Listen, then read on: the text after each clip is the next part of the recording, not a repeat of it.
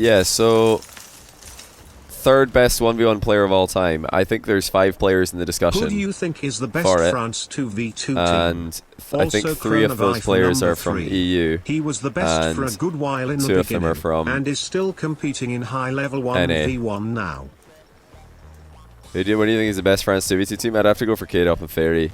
Kronovi number 3, he was the best for a good while in the beginning, and is competing at a high level of 1v1 now. Okay, well, let's talk about that. So, first thing you said, Kronovi was the best for a good while in the beginning. I didn't actually play Rocket League at that point. When I started playing Rocket League, Marky Duda had already beaten Kronovi and kind of established himself as the best 1v1 player. I don't know how long Kronovi was considered the best 1v1 player before that, but it can't have been that long, because I don't think it was long until Marky beat him. So Kronovi was maybe considered the best player for weeks or maybe a couple of months at the most. I don't know. But yeah, then Marky came along and he was considered the best 1v1 player for a long time. Like a long time. And then Scrub took that away from him. And then it went back and forth between Scrub and Cux. Then I think Scrub had it pretty much unanimously when he won 12 Titans. And then Cux beat him right after. So it was like back and forth between those two, and then eventually I think Fairy Peak took it away from both of them. But yeah, Scrub was still fighting for it, although Cux fell off a bit. Yeah, the other players who were sort of, you know, well, who were able to beat very top tier players a lot, and had insanely high peaks at the 1v1. You could say Flakes right now. He's got a pretty crazy streak going. So Flakes is definitely a player that could be in the discussion for third best 1v1 player of all time. I think you have to put Dapper in there because he's beaten Cuxer on LAN when Cuxer was considered to be top 2 alongside Scrub Killer. Dapper beat him. He's beaten Cuxer online in a US East show match, again, when Cuxer was considered to be one of the best. Cuxer's also beaten Dapper, but Dapper and Cux went back and forth, and if you think Cux is in the discussion for third, which I think everybody would agree that Cux is in the discussion for third best player, then you have to have Dapper in there as well. And then I think Lethamyr has to be in there as well from North America. They're probably, for me, the 2 best 1v1 players from America, historically. Just Dapper and Leth. Just because they were the only 2 who were able to, like, actually compete with the best European players. Like, Lethamyr's reverse swept Scrub in a best of 7 once, 4 games in a row. Miho could be the best. I'm not sure if I would agree with that. Miho's got some decent wins, but I don't think he's got enough. And he didn't have the longest period of being a beast. He was an absolute monster though. Miho for a short while was Johnny, you should move top to 4 America, NA for sure. Then maybe you'll have an EU. He was pre-Lethamyr era. Yeah, Devo is another one. I think you just have to consider Devo because he's beaten Fairy multiple times when Fairy was on the rise. He's beaten K-Dop multiple times. He beat Miho and Lachinio. And who else? I feel like there was one other player that he also beat. He was just like beating everybody in North America, one after another at some point. Yeah, Devo had a pretty crazy peak as well.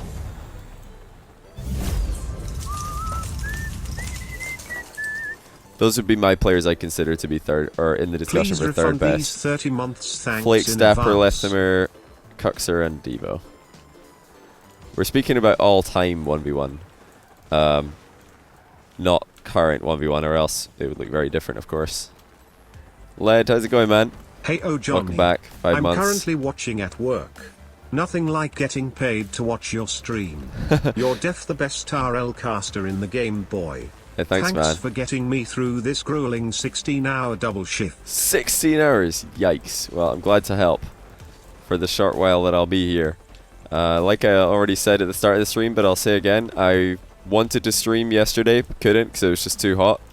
My PC wasn't handling it very well, and also I wasn't handling it very well. It was absolutely boiling. And then, yeah, today I wanted to stream in the afternoon, but again, it was too hot, so I couldn't. So I just did a late one. Floris and Ocelon. Okay, that's interesting. Yeah, you could make a case for that. So the only reason that Floris would you would struggle to put Floris in the very top tier is just because of the length of time that he was there for. Like, he was there or thereabouts for quite a while, but then there was one tournament that he won. He won a single tournament, and he didn't beat Scrub in that tournament. He beat Fairy Peak. I think Ocelon and Sebadam, if I'm not mistaken, maybe a Metsinaris or something.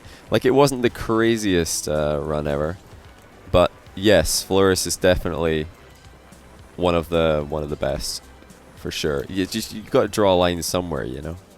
You've got to draw a line somewhere, and yeah, Floris never beat Scrubkilla in a series. I don't think Devo did either, but Devo did beat Fairy Peak twice. Floris beat Fairy Peak once. It's just like, you know, levels to it.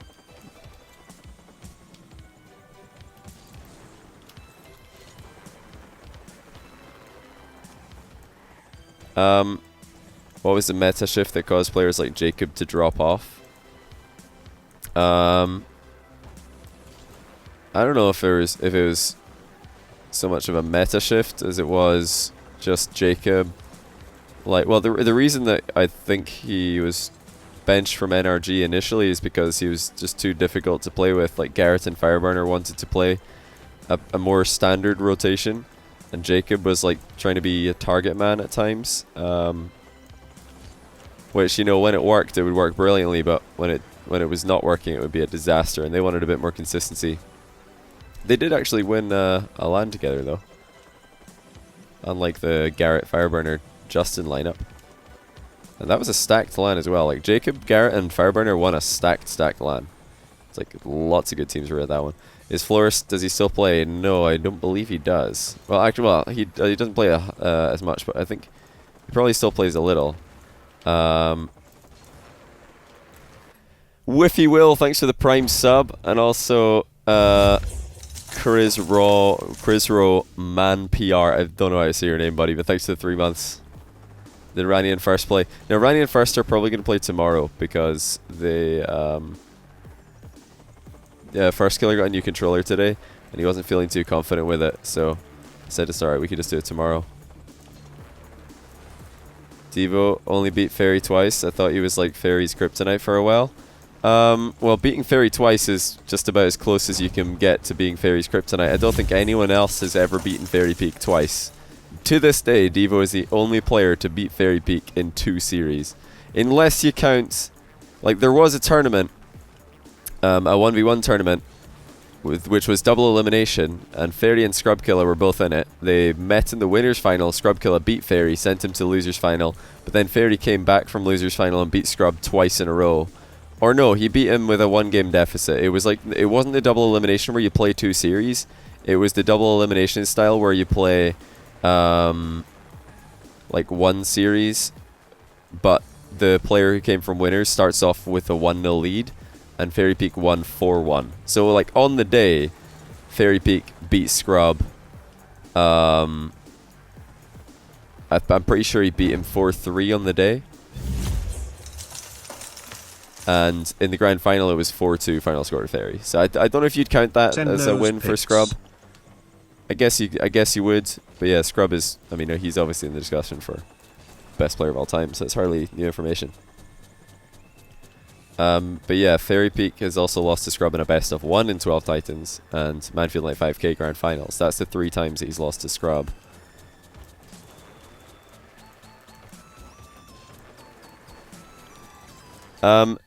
Dragon Emperor 33, thanks to the 6 months Prime. Mad Johnny, thanks to the brand new Prime. Welcome to the stream. My sleep schedule's not that bad. It's just a little bit late. But yeah, I'm streaming late today because my room was so hot. Like, during the day, I didn't want to stream because I'll just be like a bucket of sweat. And my PC would, like, maybe crash and my stream would die because it was just so hot, you know? But it's supposed to be colder for the rest of the week.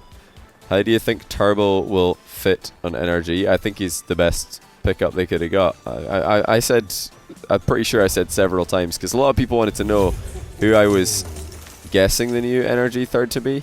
And I didn't know anything behind the scenes on that, which is why I was speaking openly on it pretty much every time I was asked. But yeah, I said several times that Turbo would be the obvious best choice. And I think everybody agreed. It wasn't like I was coming out with something new there. Pretty obvious that Turbo is going to be your best choice. So that's good. I think he'll do great. I think he's going to do very well. What's your bit rate? The maximum, whatever the maximum is for Twitch. That's what my bit rate is. I forgot what it is. I heard about EU heating up. You have never been to Florida in the summer. You're right, I have never been to Florida in the summer. Are you telling me this because Florida is hotter in the summer than Europe? Because if so, I'm pretty sure I could Google a place that's hotter than Florida in the summer. Does that make you feel less impressive? No? Where's the heat record? I bet Venus is hotter in the summer than Florida. So take that, Florida. You thought you were hot? Yeah. Not as hot as Mercury. But now listen. People don't understand. It's different. See, when you're in like Greece, for example. Like when you're, I've been in Greece a few times, and when you're in Greece, there's shade everywhere. Cheers. I hear the moon is pretty hot. The buildings are, you know, very natural. They're filled with natural ventilation. There's like fountains all over the place. There's water like everywhere. Like you can't really overheat in Greece because there's just things everywhere that are going to cool you down. We don't really have that in Scotland and in the UK. There's no shade anywhere. So if it's a really hot day, like good luck getting shade. Like benches and stuff, they don't really have shade unless there's a tree randomly. And houses here are built to keep heat in, and they're generally very good at doing it. So we don't need air conditioning over here. There's no air conditioning in pretty much any Scottish houses, because most of the year it'll just be colder outside than it is inside, so you don't need AC. But yeah, sometimes during the summer it gets really hot compared to what the internal temperature wants to be at. And yeah, we just can't do anything about it. We're just like screwed because we have no AC. So, you know, a 38 degrees London will be a much, much worse place to be than a, you know, 45 degrees Sydney. Or a 45 degrees in just basically any other place that's prepared for that kind of temperature. But man, it's so... I still can't believe every single time I see a tweet or a comment about, or you know, somebody brings up how hot it is by them, it's like, you know, literally national record temperatures. Like, it has never been hotter on record than it is right now. We had this last year in Glasgow. Hottest day ever recorded. And then you post about it online, or you tell your stream about it, and people are like, ha, 33 degrees Celsius. Yeah, that's like a regular Tuesday for me. Pathetic. As if they're somehow superior for living in a hotter climate. Same people would be the ones who are like coming to Scotland in the winter and like crying because there's a little bit of a breeze outside and it's, you know, -3. Come on, grow up here.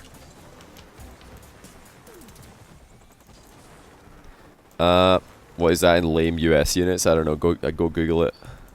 Yeah, humidity makes a big difference as well.